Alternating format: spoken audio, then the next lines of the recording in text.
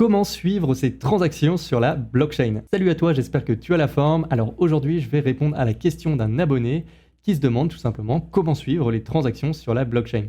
Alors ça, c'est vraiment très simple. Du coup, on va y répondre dans cette vidéo et en plus de ça, on va voir comment suivre un wallet et voir tout ce qu'il a fait dans son historique de transactions. Bon, pour faire ça, ça va vraiment être très simple. Il va suffire juste d'aller sur ce qu'on appelle un block explorer ou un explorateur de blocs en français. Alors qu'est-ce que c'est que ce truc-là? C'est vraiment tout bête, il faut juste se dire que c'est un navigateur, si tu veux, sur blockchain. Je suppose que tu le sais déjà, mais la plupart des blockchains sont totalement transparentes, c'est-à-dire qu'on peut voir tout ce qui s'y passe, on peut voir toutes les transactions, les différents types de wallets qu'il y a, avec les tokens qui sont dessus, etc.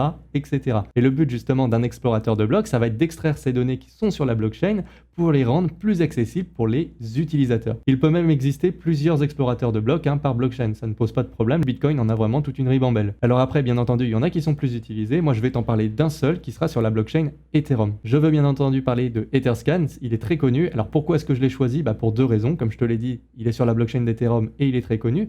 Donc déjà, forcément, il y a de grandes chances que tu aies à l'utiliser plus tard. Et une deuxième chose qui n'est pas des moindres, c'est que derrière Etherscan, en fait, tu as une société qui a créé d'autres explorateurs de blocs sur d'autres blockchains qui sont vraiment des copies d'Etherscan. C'est-à-dire que tu vas avoir les mêmes boutons aux mêmes endroits, c'est juste qu'on sera sur un écosystème différent. Un excellent exemple qu'on peut citer, par exemple, c'est tout simplement BSC Scan, qui est vraiment la copie d'Etherscan. Il n'y a vraiment aucune différence, si ce n'est qu'à la place de marquer Ether, tu auras marqué BNB. Alors avant de passer sur mon écran, je tiens juste à rappeler quelque chose d'important. Je sais que quand on se renseigne sur les explorateurs de blocs, généralement, c'est qu'on commence un petit peu aussi avec la DeFi en même temps. Ou alors, c'est qu'on va commencer dans pas longtemps. Je tiens juste à rappeler qu'il faut faire très attention au type de contrat qu'on va approuver, à ce qu'on fait, etc. Parce qu'il y a vraiment des personnes malhonnêtes qui vont pas hésiter à trouver tout un tas de solutions pour te voler tes fonds. Alors, une des meilleures solutions pour se protéger déjà sur la DeFi, c'est d'utiliser ce qu'on appelle des hardware wallets. Alors moi personnellement, je t'en ai déjà présenté plusieurs sur cette chaîne, comme Ledger par exemple, Cool Wallet ou même ce fameux Decent Wallet.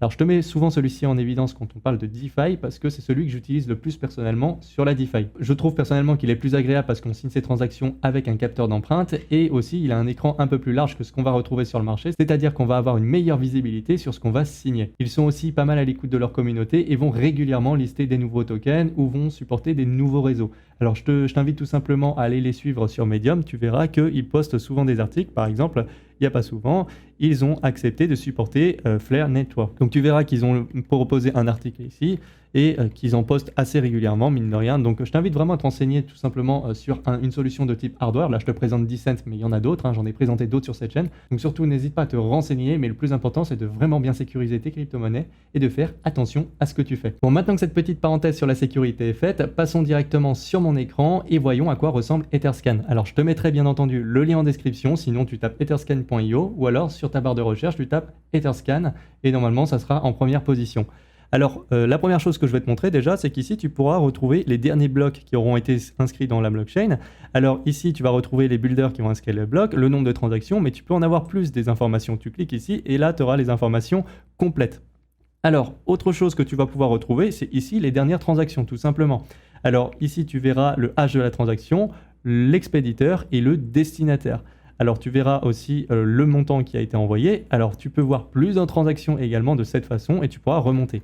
Alors ici tu vas retrouver le hash de la transaction, là, les méthodes, donc le type de transaction que c'est-à-dire par exemple ici on a des transferts, mais il y en a d'autres, par exemple là c'est un swap. Tu verras des fois tu verras approval parce qu'on approuve un smart contract. Ici, tu verras le numéro du bloc. Alors, toutes les transactions d'ailleurs sont inscrites au même moment. Pourquoi? Parce qu'elles sont dans le même bloc. C'est marqué ici, tu vois. Alors après, si je remonte bien de plus en arrière, j'aurai d'autres blocs qui vont apparaître. Alors ici, tu vas retrouver l'expéditeur et ici aussi, tu vas retrouver le destinataire. Donc par exemple, ici, une adresse CoinEx a envoyé des Ethereum à cette adresse-là. Donc c'est comme ça que ça fonctionne, c'est vraiment tout bête. Après, tu as la valeur du transfert et les fees, donc les frais qu'il y a eu pour cette transaction-là. Alors maintenant, la vraie question qu'on va se poser, c'est comment est-ce qu'on suit sa propre transaction sur la blockchain. Ce qu'il faut savoir, c'est que quand tu vas faire une transaction, à chaque fois, on va te fournir le hash de ta transaction. Donc par exemple, imaginons que tu envoies de l'Ethereum depuis ton wallet Binance sur un autre wallet, donc que ce soit un wallet d'exchange ou un autre wallet externe, donc un wallet non custodial comme Ledger par exemple, comme Trust Wallet. Alors à ce moment-là, on va quand même te fournir ce hash. Tu auras juste à le copier et le rentrer ici dans la barre de recherche. Donc là, par exemple, moi, je vais en prendre un au hasard qui est ici, tu vois, donc celui-ci.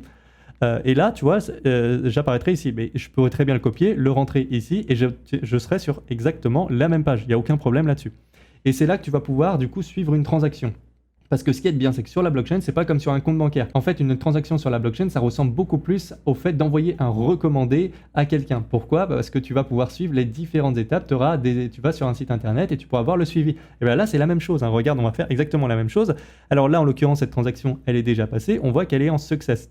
Alors, en l'occurrence, il est possible que quand tu reçoives ton hash, tu regardes, ça sera en pending. Ça veut dire qu'elle est en cours, ta transaction, tout simplement. Ça ne veut pas dire forcément, par contre, que si elle est en success, tu la verras apparaître, par exemple, sur ton wallet. Des fois, tu as des petits bugs d'affichage, mais généralement, les crypto-monnaies, elles sont bien sur ton wallet. Il n'y a aucun problème là-dessus. Mais par exemple, moi, ça m'est déjà arrivé où j'envoie, par exemple, des crypto-monnaies sur un exchange comme Huobi par exemple et je voyais pas arriver les cryptos. Pourtant sur la blockchain, je voyais qu'elles étaient bien arrivées. Je voyais bien le success. Alors pourquoi? Parce que là, on me demandait d'avoir des confirmations supplémentaires. Donc là, par exemple, j'ai que 4 confirmations. Alors qu'est-ce que ça veut dire? Qu'après ce bloc, il y a eu 4 nouveaux blocs qui ont été inscrits. Alors là, tu vas voir que si j'actualise, par exemple, normalement, je vais avoir d'autres blocs qui sont apparus, tu vois. Donc là, on est passé à 12 blocs. Donc après le bloc qui contient ma transaction, il y en a eu 12 nouveaux qui ont été inscrits. Et des fois, du coup, on va attendre d'avoir un certain nombre de confirmations pour afficher tes cryptos sur ton wallet d'exchange, par exemple. Ensuite, tu vas avoir le timestamp. Donc c'est tout simplement l'horodatage de ton bloc. Donc là, par exemple, il est sorti il y a 2 minutes. Et on a exactement le jour, la date précise et avec l'heure. Ensuite, tu vas avoir du coup l'expéditeur et le destinataire, la valeur de ce qui a été envoyé, les frais de transaction, le gas price. Donc, c'est pas plus compliqué que ça, tu vois, pour suivre une transaction sur la blockchain. Alors maintenant, ce que tu peux faire aussi, c'est suivre des adresses directement via Etherscan, c'est-à-dire tu peux analyser un portefeuille crypto directement via cette interface-là. Alors en l'occurrence, j'avais déjà préparé un exemple pour cette vidéo de wallet à te montrer. Alors, ce wallet, je le connais pas du tout. Je suis tombé dessus tout simplement en faisant des recherches dans les dernières transactions. C'est juste que j'avais pas envie de scroller et de chercher 36 000 transactions, 36 000 wallets, surtout pour te montrer quelque chose d'intéressant. Parce que des fois, il y en a qui sont moins intéressants, il y a moins de choses à montrer, etc. Celui-là, je trouve que c'est assez intéressant parce que déjà, c'est un wallet de monsieur et madame tout le monde. Et c'est aussi un wallet qui échange avec des smart contracts sur la blockchain. Donc, c'est-à-dire qu'il va aller sur des applications décentralisées et ça va me permettre de t'expliquer 2-3 petites choses en plus. Déjà, la chose commune, c'est qu'à chaque fois, tu retrouveras la balance du wallet que tu retrouveras ici. Tu retrouveras exactement la valeur du token de l'ETH ici. Tu retrouveras également ce que le wallet va holder comme type de token. Donc là, par exemple, il a du STETH. Donc c'est le token du protocole Lido quand tu vas staker des Ethereum dans le protocole pour participer à la sécurisation de la blockchain indirectement. Ensuite, tu vas avoir d'autres tokens que tu retrouveras ici.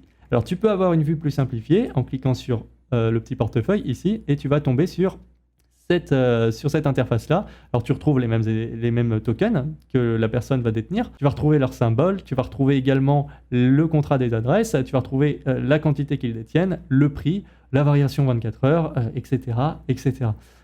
Alors, autre chose que tu vas pouvoir retrouver qui est très intéressant, c'est que tu vas pouvoir voir les transactions de la personne. Donc voici les toutes dernières transactions. Donc là, par exemple, tu vois qu'il a fait des transferts, il a fait des swaps. Tu vois le hash des transactions. Donc tu sais, pour regarder où en est la transaction, ce qui s'est passé exactement. C'est ce que je te montrais tout à l'heure. Ensuite, tu vas voir le bloc dans lequel est inscrit la transaction, l'horodatage de ce bloc pour le coup. Tu vas avoir l'expéditeur et le destinataire. Et si c'est une transaction in ou out. Alors qu'est-ce que ça veut dire? Out, ça sort du wallet. In, ça rentre dans le wallet. Alors, quand ça sort du wallet, forcément, ça veut dire que c'est notre wallet, l'expéditeur, c'est notre adresse. Tu regardes bien, on est sur 00D16 et 0B4. Tu vois, à la fin, 00D16, 0B4. C'est comme ça que ça se termine. Et ça sera tout le temps cette adresse-là, vu que ça sort du wallet. Par contre, si c'est in, alors à ce moment-là, c'est différent parce qu'on inverse, vu que ça rentre sur le wallet. Donc là, tu vois bien que notre wallet est ici. Donc, c'est pas plus compliqué que ça. Alors, tu as l'onglet aussi Internal Transaction, et c'est aussi pour ça que je voulais te montrer ce wallet, parce que tu vois certaines choses. Alors, qu'est-ce que Internal Transaction? En fait, c'est tout bête. C'est une transaction interne, quand tu vas, par exemple, aller sur Uniswap, par exemple, sur Index, etc., des fois, tu vas faire un swap. Donc, tu vas croire, tout simplement, que quand tu vas approuver ta transaction, tu vas échanger directement avec un smart contract. Donc, il n'y a que 2 acteurs. Sauf que des fois, en fait, il y a des acteurs qui vont se mettre au milieu. Donc, on va faire appel à d'autres smart contracts. Et donc, forcément, il y aura des transactions qui vont se glisser au milieu. Donc, c'est ça ces transactions-là. Alors, tu vas pouvoir les retrouver ici. Alors, si on regarde d'ailleurs, on voit bien qu'il y a 1 jour et 1 heure. Il y a eu une transaction, tu vois, avec ce hash-là. Donc, on retient 451, donc 1 jour et 1 heure, tu vois. Et on voit bien que c'est exactement le même hash. parce que là, il y a eu justement une transaction interne. Donc on peut la regarder justement et tu vas voir que là, il y a eu un petit récapitulatif. Là, il y a eu des acteurs internes qui sont passés. Donc voilà, c'est tout simplement ça, une transaction interne. Alors maintenant, tu vas pouvoir aussi regarder ici les tokens, les échanges de tokens ERC20. Donc les tokens ERC20, c'est vraiment tout bête, hein, ce sont les tokens qui sont sur le réseau Ethereum. Alors il y en a un autre type aussi. Alors là, j'ai pas d'onglet malheureusement pour cet exemple-là, mais s'il y avait eu des échanges, il y aurait eu un onglet avec marqué token ERC721. Alors ça, par exemple, c'est pour les NFT. Alors d'ailleurs, tu as même une façon de les visualiser hein, sur Etherscan, c'est tout à fait possible. Alors ensuite, tu vas avoir une partie Analytics qui peut être intéressante où tu vas pouvoir suivre la balance des Ethers détenus par le wallet, les transactions qui vont être effectuées aussi, les transaction fees. Tu vas pouvoir regarder du coup combien ils ont été gaspillés en tant qu'envoyeur au niveau des Ethereum. Donc tu vois bien que quand même ça coûte un petit peu cher la blockchain Ethereum. Tu vois aussi les transferts d'ETH ici. Les tokens qui ont été transférés et tu auras une heatmap aussi au moment où tu auras été le plus actif entre guillemets hein. Donc tu as pas mal de petites informations que tu pourras retrouver. Mais le plus intéressant forcément, hein, je pense que pour la plupart des personnes, ça va se retrouver au niveau des transactions. Là je faisais un petit bonus hein, pour te montrer quelques petites fonctionnalités en plus. Donc voilà pour la petite présentation d'Etherscan. Alors après, bien entendu, c'est une présentation assez sommaire. Bien entendu, j'aurais pu présenter beaucoup plus de choses que ça. Là, c'était vraiment de présenter vraiment les bases, c'est-à-dire une chose que tout le monde doit à peu près savoir faire. Maintenant, si ça t'intéresse, je pourrais faire d'autres vidéos à ce sujet. Par exemple, comment analyser un projet avec. Alors bien entendu, ça ne sera pas pour faire une analyse complète, mais par exemple, moi, ça m'arrive très souvent quand on va me proposer des shitcoins ou des trucs comme ça, ou quand quelqu'un vient me dire, on m'a envoyé un message privé, on me demande qu'est-ce qu'on pense de ce token-là.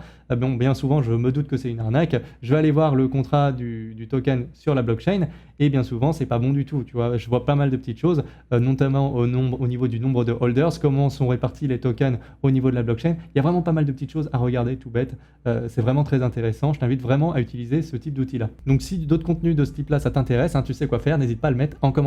Si tu as des questions ou des choses à ajouter, n'hésite pas à le faire également. Sinon, comme d'habitude, hein, n'hésite pas à me mettre un petit like si la vidéo t'a plu, à t'abonner et à activer la cloche des notifications pour ne pas louper les prochaines vidéos. Je te dis à la prochaine. Ciao!